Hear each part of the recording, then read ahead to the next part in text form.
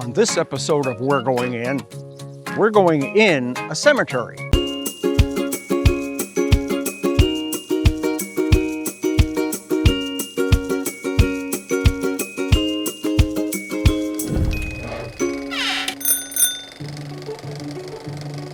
Many of us take for granted when you want to visit your loved ones, well, you go to the cemetery and you know exactly where to find them. For most of us, we hope that people know where we're from, we are not forgotten after we pass, and at least somebody knows where we are buried.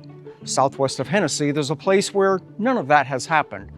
I'm on the Hobbs family ranch, where a long-forgotten town once existed.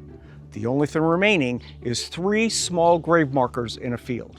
My grandparents lived here, and they moved here in 1917, and his father purchased this place in 1906. This is what we call the ranch. This was homesteaded originally by my great-grandfather.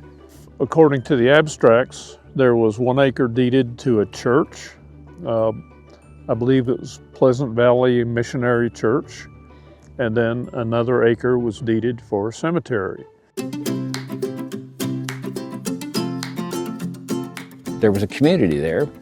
They were freed slaves from Paris, Texas, so they called their community Paris. About 40 years ago, I'm riding horses with my wife-to-be, and so I pointed out, I said, see, we got our own cemetery. And she says, well, how many people are buried out here? And I said, well, I don't know for certain, but it had just rained, and you could clearly see where these coffins had sunken in, that here is a puddle of water just beside one another, just on down the fence line. Kim has been doing some maintenance here, and in the process of picking up, he found some additional headstones of a minister who was here at one time and his wife. And as John Lillibridge mentioned, there are headstones of a buffalo soldier here. Man was in the cavalry. Cass got on the phone to the fella from Langston University. So they invited me out, was blown away by this. I thought, well, I can do this and I can do that. And then I got to thinking, this is above my pay grade. But I initiated all this nonsense, and it's been a beautiful project. So we were contacted by Dr. John Winters, and then subsequently I spoke with the Hobbs family about this incredible resource that they've been protecting on their property, which is an old black township known as Paris. It only existed for a few years before folks were made to move to other locations in nearby communities.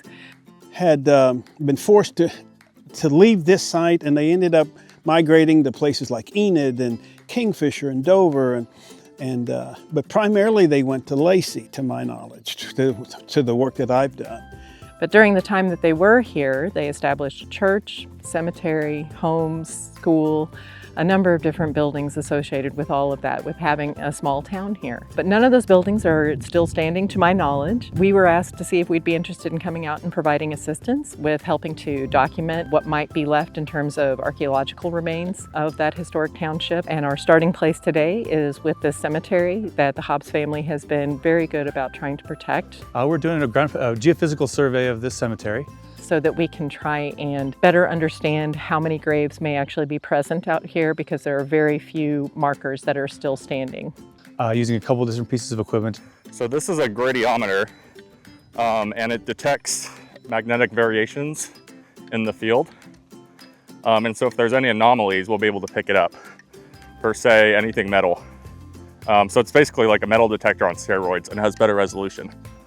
So in a situation like this, if the grave shaft's dug, topsoil is generally more magnetic than what's below it, and that topsoil will sink and create another magnetic signature that we might be able to find.